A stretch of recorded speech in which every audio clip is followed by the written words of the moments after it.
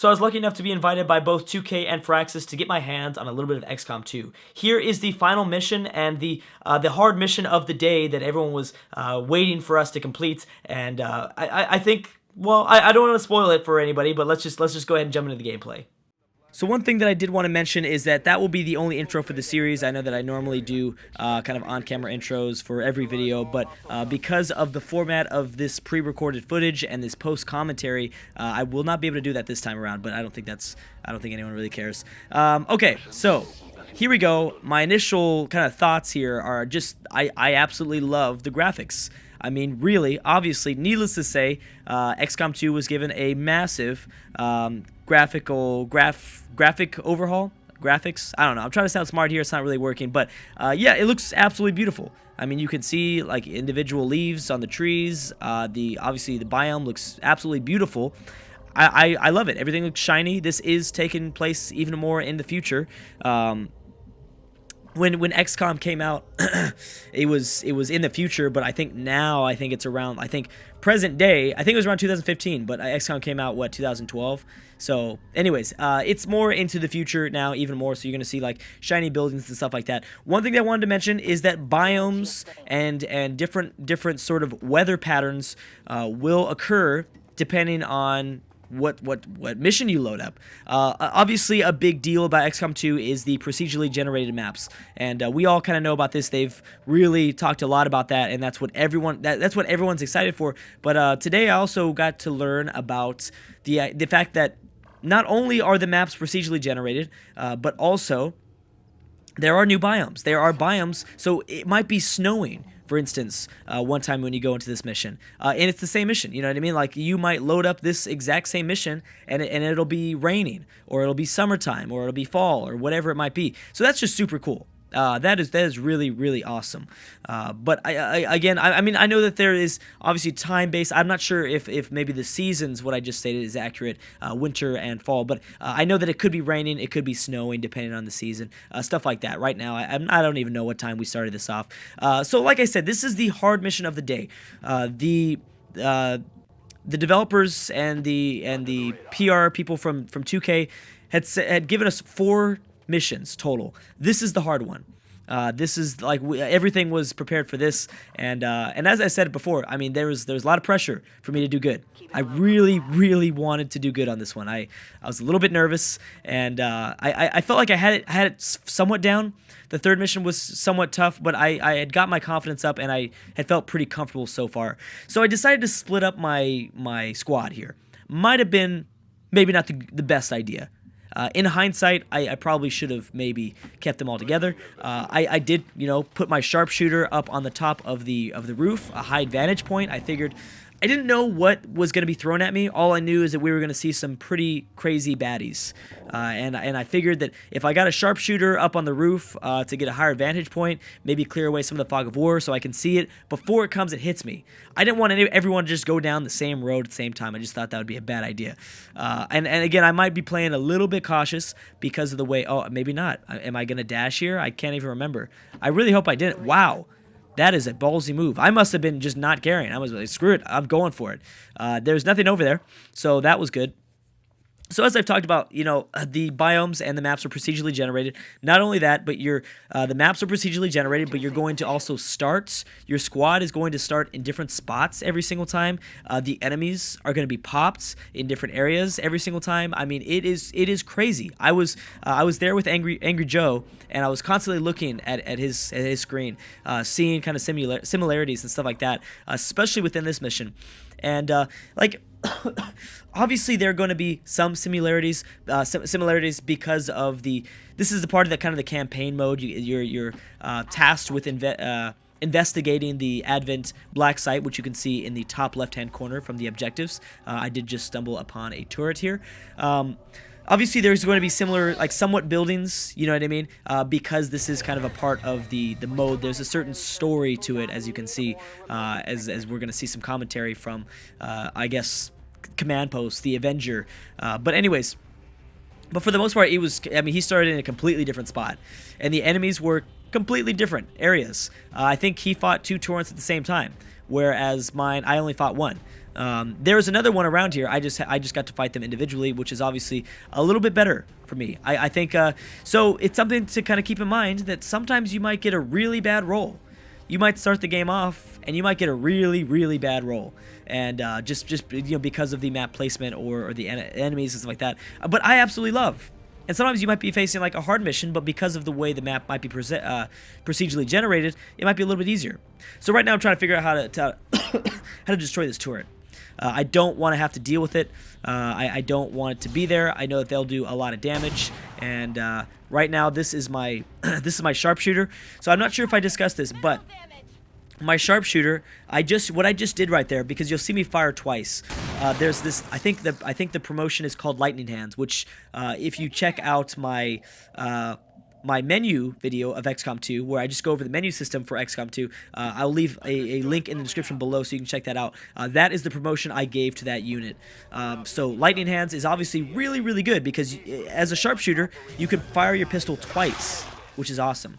Here's one of the new baddies, the Viper. I will be dealing with him a few times in this mission, and I will realize how tough these units really, really are. Excuse me, I'm a little bit sick. That's why you'll notice me sort of dying in the background here. But I know that I've got to take this guy down. I know I do. Right now I've got a 57% chance. I think I'm going to take that 57% chance. I'm going to try that. Oh, actually, I might switch it up. If I don't take out that Viper, he will reach out and grab me, and I will be locked in a bind with the snake. And every turn that I go that I go kind of stuck in the Viper's claws, I guess that's, I mean, not literally claws, I guess his body or whatever, I'm gonna lose 2 health. So now all you have to do is shoot him once to let him let you go, and then you get full control over that soldier back. If that sounds confusing, again, later in this mission, you'll see exactly what I mean by that. Right now I'm trying to just throw a rocket launcher at it. And I knew at this moment in time, I'm like, Drew, this is a bad idea. This is a very bad idea. To be using my one rocket launcher on one unit, this might be disastrous. Something that is also amazing, and why I chose this mission. Again, I recorded a whole bunch of footage for XCOM, but the reason why I chose this mission is because you see a lot of examples of the terrain and the cover being destroyed. That happens way more often than in vanilla XCOM. That is a serious thing to always consider. Bam! I think I got somewhat lucky there, hitting that Viper, I believe, on a 57% chance. But I figured once I take him down, you know, I can deal with the Advent. By the way, if you're wondering about the Advent, they look like humans, right? They look like humans dressed as like cops and stuff like that. What they actually are they are humans, yes, but the aliens are genetically modifying them. So there was this cutscene where we saw them like take off the helmet, and they're really, really ugly. So the aliens are genetically modifying us, and again, like, the story is amazing. It is really, really cool. Pretty much. And I'll give my summary of XCOM 2 and the preview that I was given the opportunity to play at the end of this series. Excuse me. But everything that I wanted in XCOM 1 is here in XCOM 2, for the most part. There are a few things that I'm worried about, and this is obviously a series that I'm going to be dealing with strictly the physical gameplay. Obviously, a lot, I would say the most important part of the game is outside of this part of the gameplay. The most important part, for the replayability factor at least, is the campaign mode and the menus, and how it's going to continue to kind of get players to go deeper and deeper into the story. That is the only thing that I can see maybe a stumble here, but as of gameplay, this is funner than ever before. Excuse me. Okay. Anyways, I'm using a little bit of Overwatch. Overwatch is obviously pretty important, and again, I still have my sharpshooter here on the top of the roof, so that is good. So I'm feeling, you know, not too good. I just used one of my rocket launchers, and I'm like, why?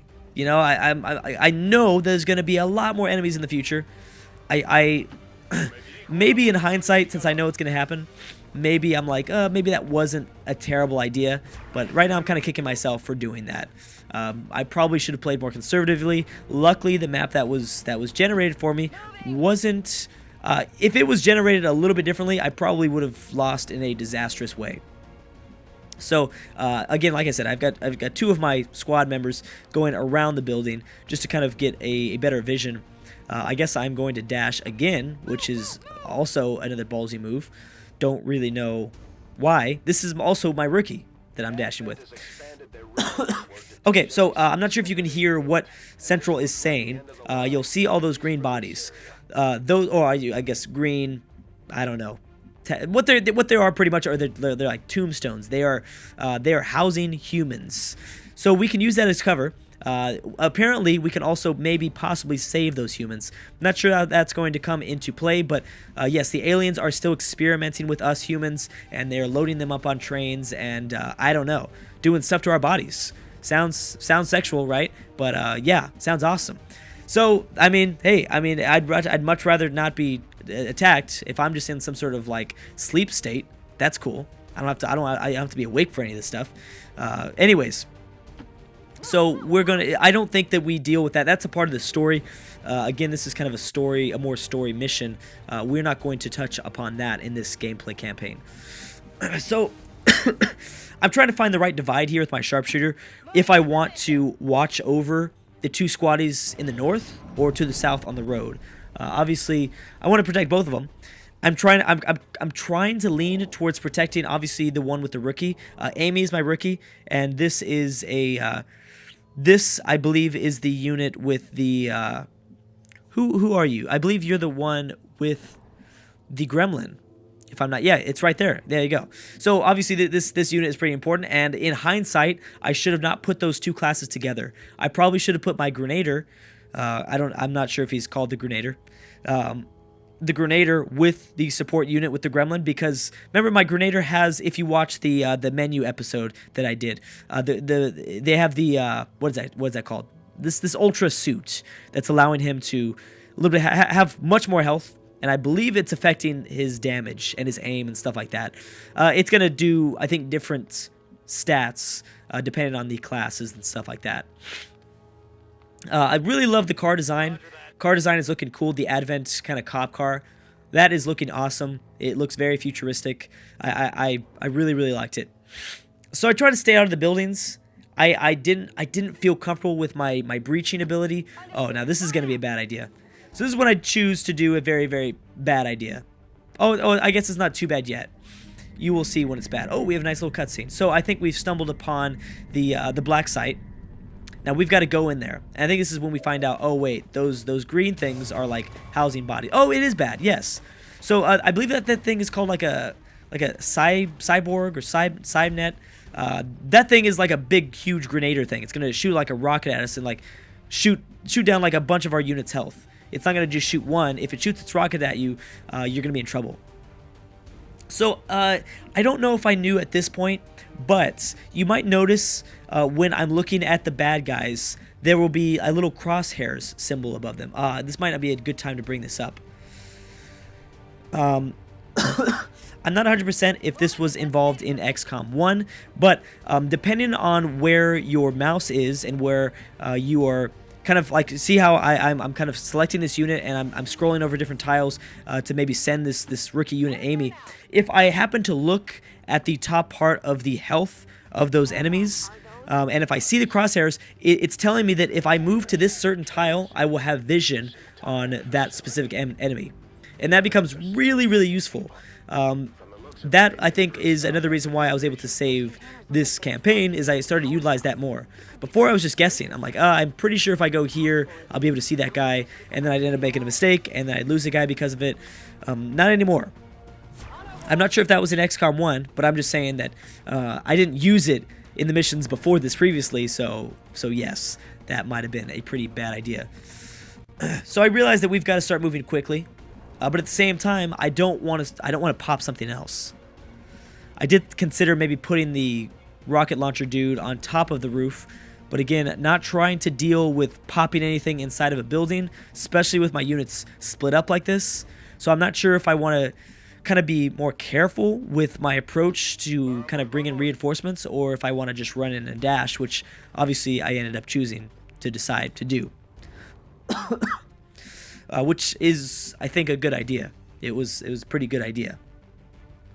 As I talked about, so as the humans now that the Advent and the aliens are in complete control over this world, you now have the ability to ambush. I don't believe I was able to ambush in this mission. Yes, I don't believe it was this mission that I was able to ambush. I think they were all prepared for me for the most part. Boom, moving the sharpshooter. I loved that. I remember when I saw that today, saw the pigeons up on the roof and then them flying away as I approached them. I thought that was just really, really cinematic. I thought that was very cool. All right, so I'm feeling a little bit scared. Obviously, there's those window thingies that are some sort of force fields. This is the unit that I'm afraid of. Aha, now I start being suppressed. Now things start to get interesting. Because I've got my support unit suppressed. Ooh, that's right. I got my sharpshooter on. Oh, never mind. I apologize. He went and shot us. I thought I had him on Overwatch. Now, as you can see, a lot of my cover was just destroyed by this guy. Oh, I did have. I guess I did have him on Overwatch. It processed for the alien or the Advent unit first. So because I had him on Overwatch, we retaliated and destroyed that unit. That yellow bar there, that little yellow box, is telling us that if we get there in 3 turns, we will be able to pick up an item or something like that. It's always random, or it doesn't really. I don't think it tells us beforehand, so something to kind of keep in mind. I try to do it though. I try to do it as much as possible. It just seemed like it'd be kind of a good idea. So I'm being suppressed right now, trying my best to figure out how I'm going to approach this massive Advent. What is that? Mike cyborg sort of thing. So I come up with the idea to go around these kind of green body things here. I figured he was looking at the bottom part, like the caboose of this train. And then I forgot, boom, this dude's on Overwatch, or yeah, Overwatch, that's a problem. So look at this. This was very, very interesting to me. So I move up on that train. That at Advent shot at me because he was in Overwatch, and now my cover was destroyed. Now he missed me, but he destroyed the cover. So I'm equally screwed. So yeah, I didn't take the shot, I didn't take the damage, but now it's like, oh wait, now I'm gonna have to dash because I'm in no cover at all. This was super interesting, and it really, really opened up the realm of possibilities for me when it came to XCOM 2. I realized, oh my goodness, I am going to have to be really, really careful in the future because things like that, things like Overwatch, will sometimes accidentally destroy your cover when you're moving to a specific item or a specific region. Now, I believe if that was full cover, it would have moved to half cover, I think, not 100%. At this point, I'm trying to ask the developers, like, what the heck, what was that? I couldn't believe that had happened. But anyways, this might be a good time to put a cut here. If you guys enjoyed this series, please consider subscribing if you haven't already, or leaving a like. That helps out tremendously, and I'll be back with part 2 tomorrow.